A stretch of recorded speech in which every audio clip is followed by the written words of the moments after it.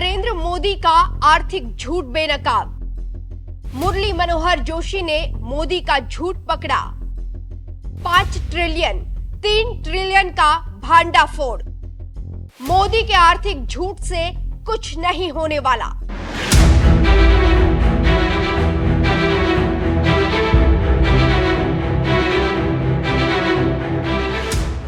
नमस्कार, मैं हूं आपके साथ सपना दानू। स्वागत है आपका हमारी चैनल न्यूज एक्सप्रेस पर। सत्ता कमजोर होती है तो दूसरे इस अवसर का फायदा उठाने के लिए आ ही जाते हैं। ठीक वैसे ही अब मोदी के साथ हो रहा है। ये तो आप जानते ही हैं कि पीएम मोदी भागवत में पिछले 2 सालों से झगड़ा चल रहा है और झगड़े का कारण है बीजेपी अध्यक्ष। मोदी शाह चाहते हैं कि हमारी पसंद का अध्यक्ष हो और भागवत चाहते हैं कि हमारी पसंद का हो, और इसी खींचतान में जो नाम दिल्ली भेजता है उसे नागपुर रिजेक्ट कर देता है, और जो नाम नागपुर भेजता है उसे दिल्ली रिजेक्ट कर देता है। इसी बीच कुछ और दूसरी समस्याएं सुरसा मुंह बाए खड़ी है। उसी को लेकर मुरली मनोहर जोशी ने मोदी के आर्थिक मॉडल की बखिया उधेड़ दी है और इसकी चर्चा जबरदस्त तरीके से हो रही है। इसी को लेकर बीजेपी के नेताओं को साफ सूंघ गया है कि वो क्या बोले क्या ना बोले। आप जानते हैं कि ये वही जोशी है जिन्हें मोदी ने मार्गदर्शक मंडल में डाल दिया था। आपको जानकारी होगी कि दिल्ली में संघ की शताब्दी वर्षगांठ मनाई गई, लेकिन दिल्ली में बंद कमरे में कई बातें हुई, जैसे शिवराज और भागवत की बातचीत। ठीक उसी तरह एक बातचीत जोशी और भागवत के बीच हुई, जिसने सत्ता और संगठन दोनों के बीच बेचैनी बढ़ा दी है। खबरों की माने तो बैठक में मौजूद थे संघ परिवार के आर्थिक मोर्चे से जुड़े 80 चेहरे और मंच पर खड़े थे बीजेपी के बुजुर्ग योद्धा, अटल युग के कद्दावर नेता और पूर्व पार्टी अध्यक्ष मुरली मनोहर जोशी। जोशी ने अपने शब्दों में मानो सत्ता के माथे पर पसीना ला दिया, क्योंकि जो विज्ञापन के जरिए मोदी ने अपना विराट कद बनाया है उसे जोशी ने हिलाकर रख दिया। खबरों की माने तो जोशी ने एक के बाद एक 70 स्लाइड्स दिखाई और हर स्लाइड थी मानो सरकार के आर्थिक दावों पर सवालिया निशान। जोशी ने कहा कि सिर्फ आर्थिक विकास को राष्ट्रीय लक्ष्य मानना उचित नहीं। यह वाक्य था जैसे make in India, 5 trillion economy और विश्व गुरु बनने के सपनों के बीच फेंका गया एक बड़ा पत्थर। 2021 में भारत की कुल घरेलू संपत्ति का 65% सिर्फ शीर्ष 10% लोगों के पास था, यानी देश की 90% जनता बाकी बचे 35% में जूझ रही है। और फिर उन्होंने तुलना की भारत की प्रति व्यक्ति जीडीपी महज $2,878, जबकि जापान की $33,955 है।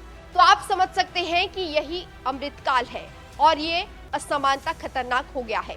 दिल्ली में 1.58 करोड़ बच्चे नशे के शिकार हैं।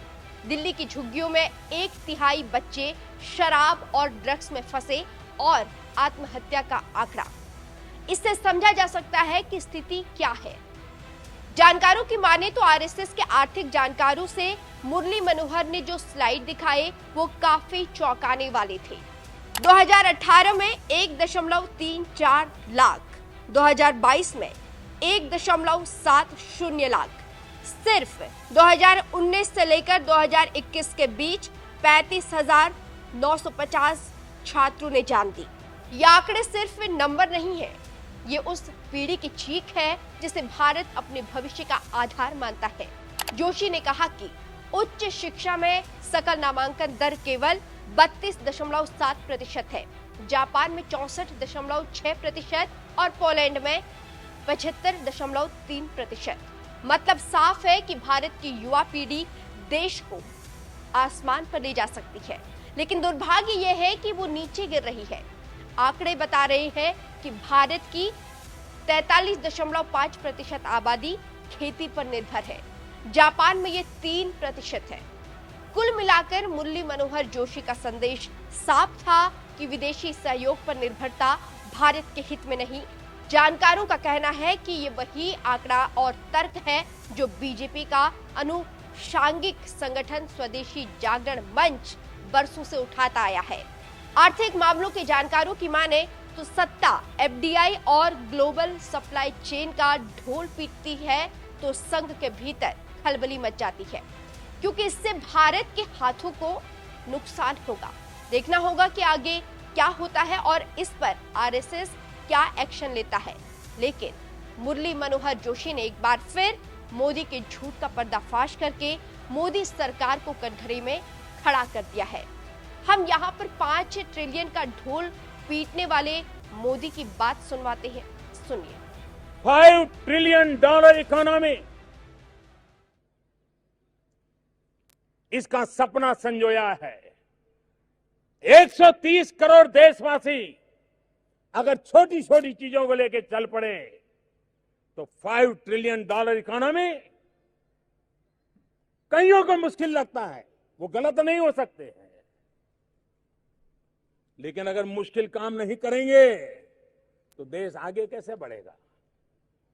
मुश्किल चुनौतियों को नहीं उठाएंगे तो चलने का मिजाज कहां से बनेगा? मनोवैज्ञानिक दृष्टि से भी हमने हमेशा ऊंचे निशान रखने चाहिए और हमने रखा है, लेकिन वो हवा में नहीं है। आजादी के 70 साल बाद हम $2 ट्रिलियन इकोनॉमी पर पहुंचे थे। 70 साल की हमारी विकास यात्रा ने हमें $2 ट्रिलियन इकोनॉमी में पहुंचाया था, लेकिन 2014 से 2019 5 साल के भीतर भीतर हम लोग 2 ट्रिलियन से 3 ट्रिलियन पहुंच गए। $1 ट्रिलियन हमने जोड़ दिया। अगर 5 साल में 70 साल में जो हुआ उसमें इतना बड़ा जंप लगाया तो आने वाले 5 साल में हम $5 ट्रिलियन इकोनॉमी बन सकते हैं और ये सपना हर हिंदुस्तानी का होना चाहिए। और जब इकोनॉमी बढ़ती है तो जीवन भी बेहतर बनाने की सुविधा बनती है। छोटे से छोटे व्यक्ति के सपनों के साकार करने के लिए अवसर पैदा होते हैं और ये अवसर पैदा करने के लिए देश के आर्थिक क्षेत्र में हमें इस बात को आगे ले जाना है। जब हम सपना देखते हैं कि देश के किसान की आय 2 गुनी होनी चाहिए, जब हम सपना देखते हैं कि आजादी के 75 साल हिंदुस्तान में कोई परिवार गरीब से गरीब भी उसका पक्का घर होना चाहिए, जब हम सपना देखते हैं कि आजादी के 75 साल जब करें तब देश के हर परिवार के अंदर बिजली होनी चाहिए, जब हम सपना देखते हैं कि आजादी के 75 साल करे तब हिंदुस्तान के हर गांव में ऑप्टिकल फाइबर नेटवर्क हो, ब्रॉडबैंड की कनेक्टिविटी हो, लॉन्ग डिस्टेंस एजुकेशन की सुविधा हो, ये सारे जब सपने देखते हैं, हमारे समुद्री संपत्ति ब्लू इकोनॉमी, इस क्षेत्र को हम बल दें, हमारे मछुआरे भाइयों बहनों को हम ताकत दें, हमारा किसान अन्नदाता है, ऊर्जादाता बने, हमारा किसान ये भी एक्सपोर्टर क्यों न बने, दुनिया के हमारे अंदर हमारे किसानों के द्वारा पैदा की हुई चीजों का डंका क्यों न बजे। इन सपनों को लेकर के हम चलना चाहते हैं। हमारे देश को एक्सपोर्ट बढ़ाना ही होगा। हम सिर्फ हिंदुस्तान को बाजार बना करके देखें, हम भी दुनिया के बाजार में पहुंचने के लिए भरसक प्रयास करें। हमारे हर डिस्ट्रिक्ट में दुनिया के एक एक देश की जो ताकत होती है, छोटे छोटे देशों की, वो ताकत हमारे एक एक डिस्ट्रिक्ट में होती है।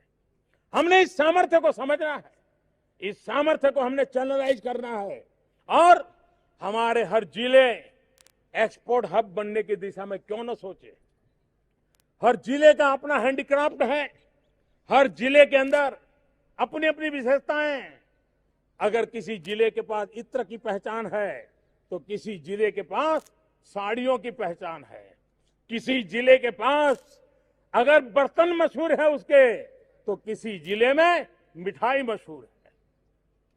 हर एक के पास विविधता है, सामर्थ्य है। हमने ग्लोबल मार्केट के लिए जीरो डिफेक्ट जीरो इफेक्ट से उसका मैन्युफैक्चरिंग कैसे हो और इस विविधता को दुनिया को परिचित कराते हुए हम अगर उसको एक्सपोर्ट में बल देंगे, दुनिया के मार्केट को कैप्चर करने की दिशा में हम काम करेंगे तो देश के नौजवानों को रोजगार मिलेगा। हमारे स्मॉल स्केल इंडस्ट्रीज को, माइक्रो लेवल के इंडस्ट्रीज को, इसके कारण एक बहुत बड़ी ताकत मिलेगी और उस ताकत को हमने बढ़ाना है। हमारा देश टूरिस्ट डेस्टिनेशन के लिए, दुनिया के लिए अजूबा हो सकता है, लेकिन किसी न किसी कारण से जितनी तेजी से हमने वो करना चाहिए हम नहीं कर पाए हैं। आइए हम सभी देशवासी तय करें कि हमें देश के टूरिज्म को बल देना है। क्या हम उस काम के लिए, टूरिस्ट जब बढ़ता है कम से कम पूंजी निवेश से ज्यादा रोजगार मिलता है, देश की इकोनॉमी को बल मिलता है और दुनिया भर के लोग आज भारत को नए सिरे से देखने के लिए तैयार है। हम सोचें कि दुनिया हमारे देश कैसे आए, हमारे टूरिज्म के क्षेत्र को कैसे बल मिले और इसके लिए टूरिस्ट डेस्टिनेशन की व्यवस्था हो, सामान्य मानवी की आमदनी बढ़ाने की बात हो, बेहतर शिक्षा, नए रोजगार के अवसर प्राप्त हो, मध्यम वर्ग के लोगों को बेहतर सपनों को साकार करने के लिए, ऊंची उड़ान के लिए सारे लॉन्चिंग पैड उनको लिए अवेलेबल होने चाहिए। हमारे वैज्ञानिकों को बेहतर संसाधनों के लिए पूरी सुविधा हो, हमारी सेना के पास बेहतर सरंजाम हो, वो भी देश में बिना बना हुआ हो। तो मैं मानता हूं ऐसे अनेक क्षेत्र हैं जो $5 ट्रिलियन इकोनॉमी के लिए भारत को एक नई शक्ति दे सकते हैं।